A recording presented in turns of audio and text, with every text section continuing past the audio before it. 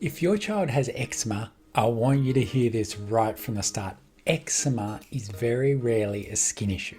You heard that right. Yes, it shows up on the skin for sure.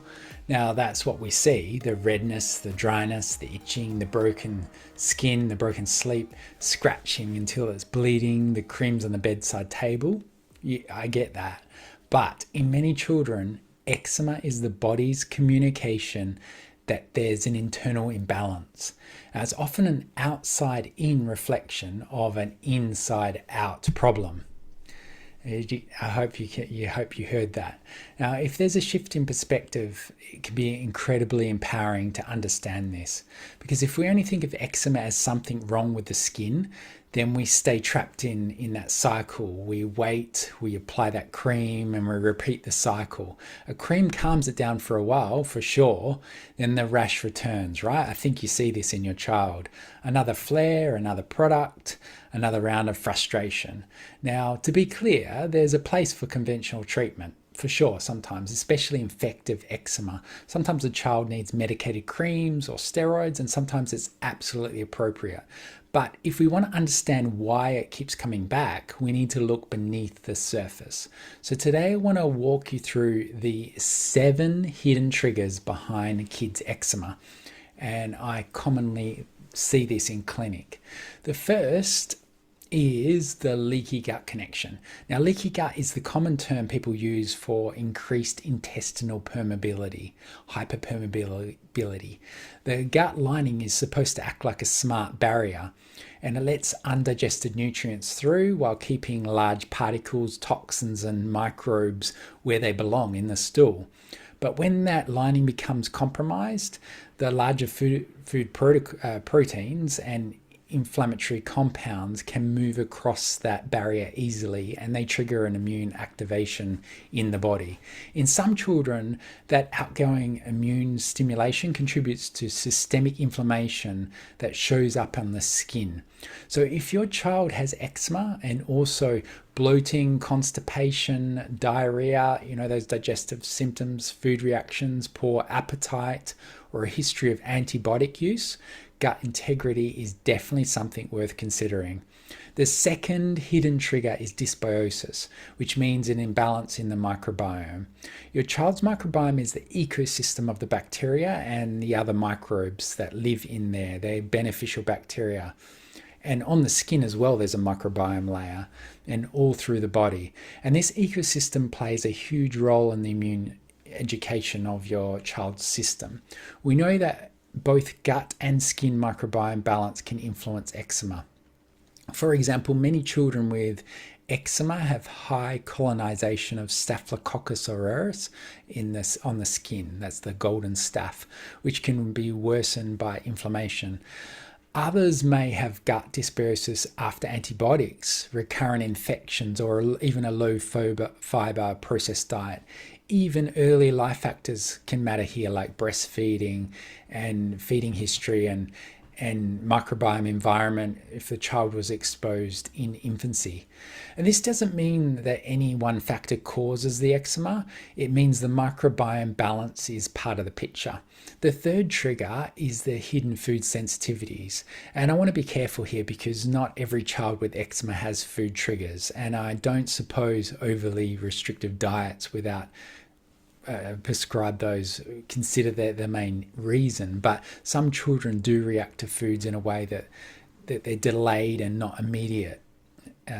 So parents often think only those classic allergies like peanuts, eggs, when there's a reaction, immediate reaction. But with eczema, sometimes it's delayed an immune reaction. It's an IgA or IgG reaction in the sensitivities. Common foods I see is dairy, especially A1, casein in cow's milk, gluten in some children, and some food additives, preservatives, or artificial colors even trigger. Now, if a child's eczema flares after a certain food, or they have congestion or behavioral changes or tummy symptoms or disturbed sleep, it may be worth exploring food triggers carefully And systematically with a practitioner, I can do that too and order specific test. The fourth hidden trigger is environmental toxins, or what we sometimes call total toxic burden. Children's skin is delicate. Their detoxification systems are still developing, and they're often exposed to daily things that irritate the skin barrier and that layer and the inflammatory load. I'm talking about synthetic fragrances, laundry detergents, fabric softeners, those quite smelly ones, room sprays, personal care products. I'm talking about harsh soaps, chlorinated bath or pool water. In some homes, things like molds, poor indoor air quality, and furnishings as well. They have chemical retardants on them. Any one of these things may not be the whole cause, but it's an added thing causing a trigger to that skin barrier already vulnerable. And absolutely keep an eye on that.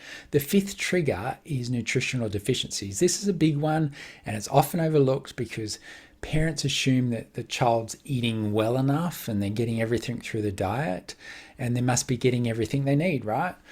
But when I see eczema in clinic, I'm often thinking about three nutrients in particular: vitamin D, zinc, and omega-3 fatty acids. Now, a therapeutic dose can make a profound impact over just through dietary impact. Vitamin D is crucial for regulating the immune system and responding appropriate rather than not overreacting. Zinc is another one, essential for skin repair, barrier function, wound healing. It's really good for the digestive system. And the omega-3 fatty acids, good for the body's natural anti-inflammatory tools. If a child is low in these nutrients, and their skin may be slower to heal and more reactive and more prone to chronic inflammation. So if your child has eczema alongside frequent infections, slow healing, poor appetite, or they're a picky eater, or they've got low sun exposure or nutritional status, it's worth looking at. The sixth hidden trigger is the stress gut skin axis. And yes, children can absolutely experience stress in ways that affect their body.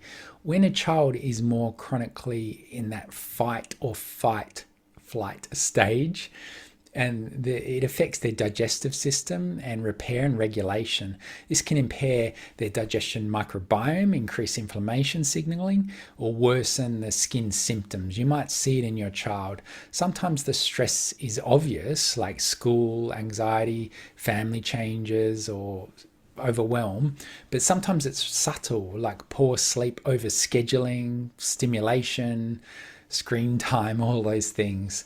And it's really obviously affecting the nervous system. The skin is very often one of those places that sensitivity gets expressed. The seventh trigger is over sanitization. This relates to what's often called the hygiene hypothesis. The idea here is not that hygiene is bad. Of course, we need sensible hygiene, but children often have a change in their microbiome, in their skin and their immune systems because of overwashing and hand sanitizers, etc. Overuse of antibacterial products as well, limiting outdoor play or lack of contact with nature. Low microbiome diversity happens and the immune system gets disrupted. In simple terms, the immune system doesn't get enough practical learning from those microbes, and that's what we need to get their immune system trained. So when you put all of this together, you can start by saying eczema is not just about the skin and putting creams on it. It's a message, it's information, and it's your child's body asking for a closer look. Now, what do we do with all that information? From a naturopathic perspective, the first step is to listen to the symptoms rather than just trying to silence them with a steroid cream or similar. Symptoms can help guide the investigation for the body. Ask questions as well. Does your child's eczema flare after certain foods or stressful periods or after swimming, certain fabrics or detergents? Alongside constipation or tummy pain, gut symptoms, those patterns matter. Then we focus on the foundational healing. For me, that usually means the big three, the whole food, nutrient-dense diet, restoring gut integrity, and reducing environmental triggers. That may involve simplifying the diet, removing the ultra-processed foods. It may be increasing fiber, protein, healthy fats, or anti-inflammatory foods even.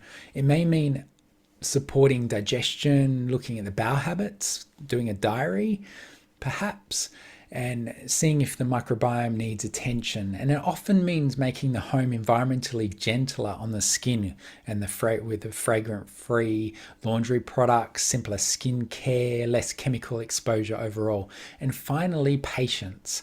And this is so important. Skin takes time to heal.